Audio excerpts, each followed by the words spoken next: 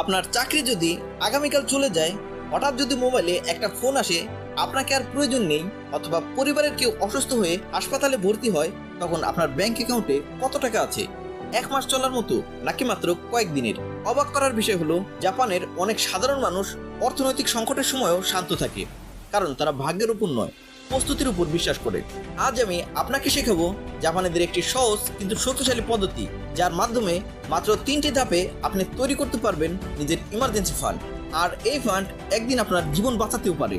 একটি প্রশ্ন করি, ধরুন আজ থেকে আপনার আয় সম্পূর্ণ বন্ধ হয়ে গেল, আপনি কতদিন নিজের বর্তমান জীবনযাত্রা বজায় রাখতে পারবেন? বেশিরভাগ মানুষ এই প্রশ্নের উত্তর দিতে পারে না, কারণ আমরা টাকা উপার্জনের দিকে বেশি মনোযোগ দিই, কিন্তু টাকা সংরক্ষণের জন্য মনোযোগ দিই না। জাপানিদের একটি ধারণা আছে, বৃষ্টি আসার আগে ছাতা কিনে রাখো। তারা বিপদ আসার অপেক্ষা করে না, বিপদ আসার আগে প্রস্তুতি নেয়, এবং সেই প্রস্তুতির নাম হলো ইমার্জেন্সি ফান্ড। ইমার্জেন্সি ফান্ড হলো এমন একটি অর্থ ভান্ডার যা শুধুমাত্র জরুরি অবস্থার জন্য রাখা হয়। চাকরি হারানো, হঠাৎ অসুস্থতা, ব্যবসায় ক্ষতি বা যে কোনো আর্থিক সংকট, এটি আপনার নিরাপত্তা বর্ম। এখন চলুন জেনে নেই জাপানি পদ্ধতির প্রথম ধাপ জরুরি নিরাপত্তা। জাপানিদের একটি অভ্যাস হলো প্রথমে নিরাপত্তা, পরে আরাম। অনেক মানুষ বেতন পাওয়ার পর প্রথমে খরচ করে, তারপর বিনিয়োগের কথা ভাবে, সবশেষে যদি কিছু থাকে সঞ্চয় করে। কিন্তু জাপানি চিন্তাধারা ঠিক উল্টো। তারা প্রথমে নিজেদের ভবিষ্যৎকে পেমেন্ট করে, অর্থাৎ বেতন হাতে পাওয়ার সঙ্গে সঙ্গেই একটি নির্দিষ্ট অংশ আলাদা করে রাখেন। আপনি আজ থেকেই একটি নিয়ম চালু করুন, যে পরিমাণ আয় হোক না কেন অন্তত 10% আলাদা করে রাখবেন।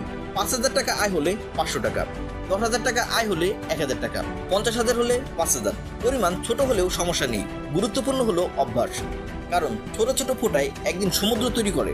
মনে রাখবেন, যেই টাকা আপনি খরচ করেন না, সেই টাকায় ভবিষ্যতে আপনাকে রক্ষা করে।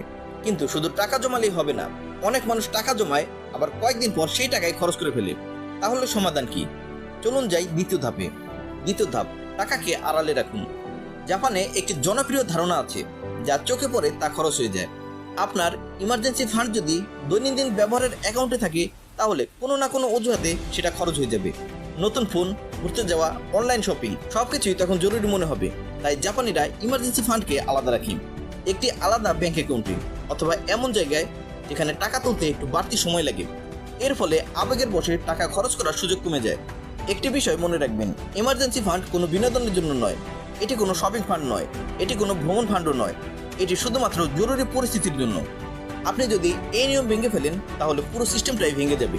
নিজেকে বলুন, এই টাকা আমার আজকের জন্য নয়, আমার খারাপ দিনের জন্য। এখন প্রশ্ন হলো, কত টাকা জমালে আপনি সত্যিকারের নিরাপদ হবেন? 1 মাসের খরচ, 2 মাসের খরচ, নাকি আরও বেশি? জাপানিরা এই প্রশ্নেরও খুব সহজ উত্তর দিয়েছে। তৃতীয় ধাপ, 6 মাসের নিরাপত্তা।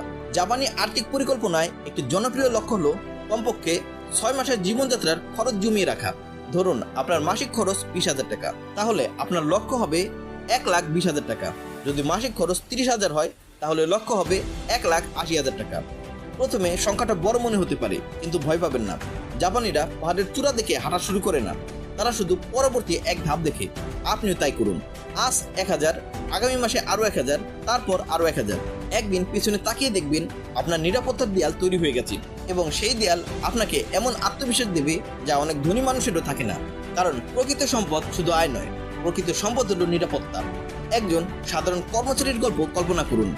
2 জন বন্ধু একই বেতন পায়। প্রথম বন্ধু প্রতি মাসে সব টাকা খরচ করে, আর দ্বিতীয় বন্ধু সামান্য করে ইমার্জেন্সি ফান্ড গড়ে তোলে। একদিন দুজনেরই চাকরি চলে গেল। প্রথম বন্ধু আতঙ্কিত, ধার করছে, চিন্তায় ঘুমাতে পারছে না। অন্যদিকে দ্বিতীয় বন্ধু শান্ত, কারণ তার কাছে কয়েক মাস চলার মতো টাকা আছে। অথচ দুজনের আয় একই ছিল, কিন্তু একজনের কাছে ছিল প্রস্তুতি, আর প্রস্তুত মানুষ সবসময় শক্তিশালী। জীবনের সবচেয়ে বড় ভুলগুলোর একটি হলো এটা ভাবা যে খারাপ সময় শুধু অন্যদের জীবনে আসে। সত্য হলো, খারাপ সময় কারো দরজায় কড়া নাড়ার আগে অনুমতি নেয় না। তাই বুদ্ধিমান মানুষ ভবিষ্যৎকে ভয় পায় না, ভবিষ্যতের জন্য প্রস্তুত হয়। আজ আপনি যে 100 টাকা বাঁচাচ্ছেন, হয়তো সেটা একদিন আপনাকে ঋণ থেকে বাঁচাবে। আজ যে 500 টাকা আলাদা রাখছেন, হয়তো সেটা একদিন আপনার পরিবারের ভরসা হবে। মনে রাখবেন, অর্থনৈতিক স্বাধীনতা শুরু হয় বড় আয় দিয়ে নয়, শুরু হয় ছোট কিন্তু ধারাবাহিক সঞ্চয় দিয়ে। আজকের ভিডিও থেকে শুধু একটি বিষয় মনে রাখুন, আয়ের একটি অংশ সবার আগে আলাদা করুন, সেই টাকা আলাদা জায়গায় রাখুন। ধীরে ধীরে 6 মাসের খরচের সমান ইমার্জেন্সি ফান্ড তৈরি করুন। আজই শুরু করুন, কারণ সেরা সময় ছিল গতকাল, দ্বিতীয় সেরা সময় হলো আজ। আপনার ভবিষ্যতের নিরাপত্তা আপনার আজকের সিদ্ধান্তের উপর নির্ভর করছে। মনে রাখবেন, ধনী হওয়ার প্রথম ধাপ বেশি টাকা উপার্জন নয়, বরং খারাপ সময়ের জন্য প্রস্তুত থাকা। আজ হোক কাল হোক, একদিন আপনি নিজে বলবেন, হ্যাঁ, এই ভিডিওটাই আমার জীবন বদলে দিয়েছে।